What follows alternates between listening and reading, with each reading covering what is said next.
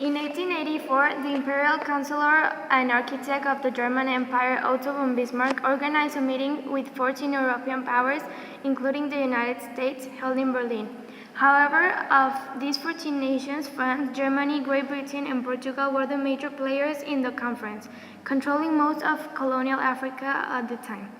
The French dominated most of the West Africa, and the British East and Southern Africa. The Belgians acquired the vast territory that became the Congo.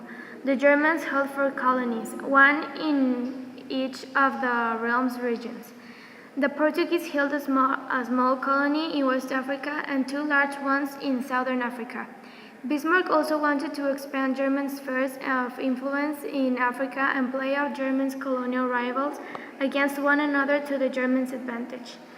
This event is known as the Berlin Conference, and its purpose was to divide African territories between the European nations and establish the rules for the future exploitation of the Dark Continent. Africans were not invited to the meeting, and their opinions and decisions were not relevant. By that time, part of the continent has been explored. However, European powers claim almost all of Africa. This didn't contribute to Africa's democracy at all, since the European powers established themselves in foreign territories and ruled their people and exploited their natural resources and did not even take care for their opinion. Finally, Africa regained its independence after the late 1850s. After losing the war against Japan in the Far East, Russia is now wrecked with internal discontent, which makes them explode into violence in St. Petersburg, which will later become known as the Bloody Sunday Massacre. Under the weak-willed Roman of Tsar Nicholas II, who ascended to the throne in 1894, Russia had become more corrupt. Plagued by the fear that his line would not continue, his only son, Alexis, suffered from hemophilia. Nicholas was influenced by Grigory Rasputin, the so-called Mad Monk. In February 1904, the revolutionary leaders exiled Vladimir Lenin.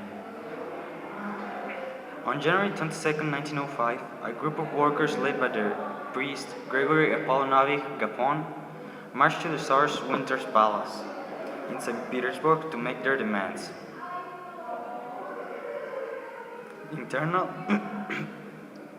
Internal tension to Russia continued to build over the next decade.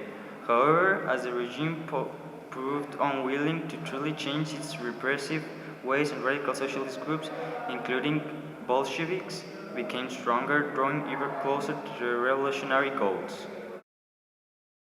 The democracy increased a lot in the 18th century.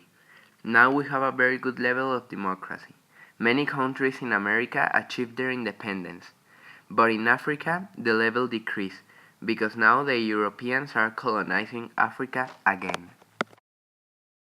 Thanks to some countries opening their doors for trading, capitalism has grown, leading other countries or business to start investing on those countries.